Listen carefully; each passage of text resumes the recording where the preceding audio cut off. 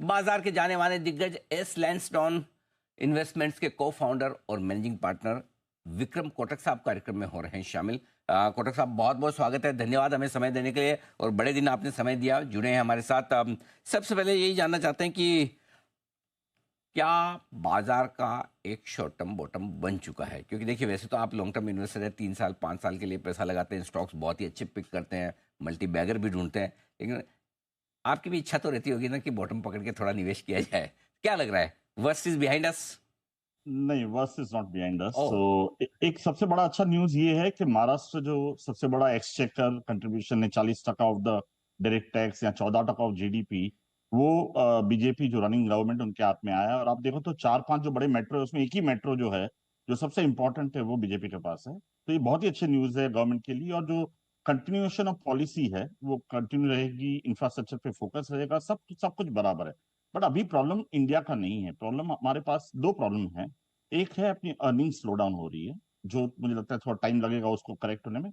और दूसरा US market जो है, यूएस का जो इलेक्शन रिजल्ट है वो काफी शानदार है ट्रम्प की साइड पे। और ट्रम्प एक बिजनेसमैन और एक काफी रिफॉर्मिस्ट नेता माने जाते हैं।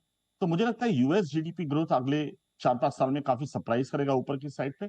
और काफी निवेशक वहां जाने की ट्राई करेंगे, इसलिए एफआई सेलिंग वाला पोर्शन जो है वो थोड़ा इश्यू लग रहा है। तो मेरा ये मोटा मोटी मानना है कि वैल्यूएशन थोड़े करेक्ट हुए हैं, बट और भी बहुत जगह है, पर्टिकुलरली स्मॉल और मिड कैप में। जैसे अभी आपने बताया किसी के एनालिस्ट के तौर पे कि मिड कैप स्मॉल कैप में बहुत ही जगह बाकी है नीचे आने की, और नंबर्स नहीं आएंगे अगले 2-3 क्वार्टर का, ऐसा मेरा मानना है।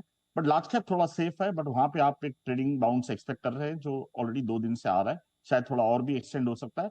बट शॉर्ट टर्म के लिए इंडिया थोड़ा सा, मुझे लगता है कि थोड़ा सा बैकफुट पे रहेगा compare to American market. Okay, तो थोड़ा सा हम बढ़ेंगे लेकिन कम, ये बात सही है, क्योंकि एफआईएस की सेलिंग थोड़ा सा अभी भी चिंता की बात है ही, इसमें कोई डायरेक्टली, उसमें कोई डाउट नहीं।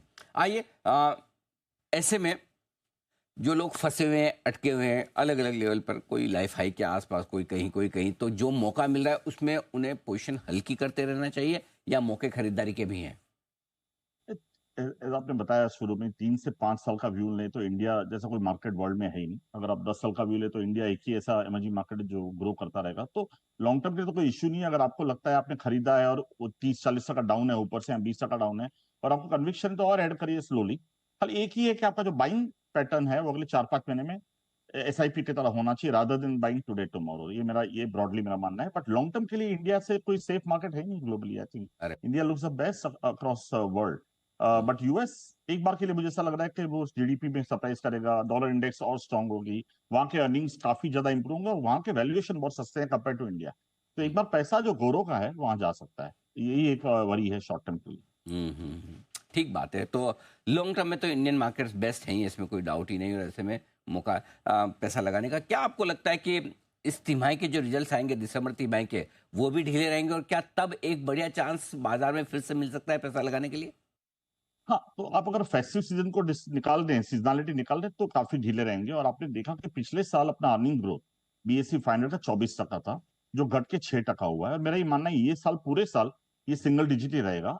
और वहां पे जनवरी में आपको और एक मौका मिलेगा, पर्टिकुलरली जहां पे एफआई की सेलिंग है, पेपर सप्लाई चालू है, प्रमोटर बेच रहा है। तो आई थिंक ब्रॉडली मुझे ऐसा लगता है कि वहां पे और एक मौका मिलेगा, और शायद मार्च तक ये मौके मिलते रहेंगे। बीच में बजट का एक बड़ा इवेंट है, तो आई थिंक जनवरी एंड तक मुझे लगता है आपको यहाँ से खरीदना चाहिए स्लोली।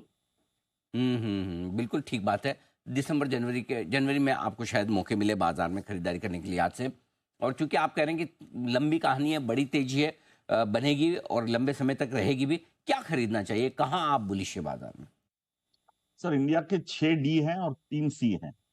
6 डी है हमारी डेयरिंग, डिजिटाइजेशन, डिमांड, डेमोग्राफी, आपका डिसिप्लिन, और फाइनली डिस्ट्रप्शन। और जो 3 सी है जो खरीदने चाहिए सेक्टर वाइज, वो है केपेक्स और मैन्युफैक्चरिंग, दूसरा है कैपिटल मार्केट, और तीसरा है कंजम्पशन। सो यहीं पे फोकस करना चाहिए, because that is the inner story. I don't believe in too much of the outer story. मैं ज्यादा एक्सपोर्ट्स में, मुझे नहीं लगता है वहां पैसा बनेगा ज्यादा, इतना शॉर्ट टर्म में बन सकता है। बट इनर स्टोरी जो है, इंटरनल स्टोरी जो है, जो 70-75% जीडीपी जो लोकलाइज है, वहां पे फोकस करना चाहिए। तो chemical, sorry, capex and manufacturing, capital market and consumption, that's my focus. Okay, capex, capital markets और कंजम्पशन, 3 सी आपके लिए बढ़िया मौके दे सकते हैं, यहाँ पर निवेश करना चाहिए। विक्रम जी, बहुत बहुत धन्यवाद आपका समय दिया और आपने बाजार के डायरेक्शन के बारे में हमारे दर्शकों को अच्छे से बताया भी कि क्या करना चाहिए इस बाजार में। Thank you so much sir, बहुत बहुत शुक्रिया। Thank you sir, thank you so much. आइए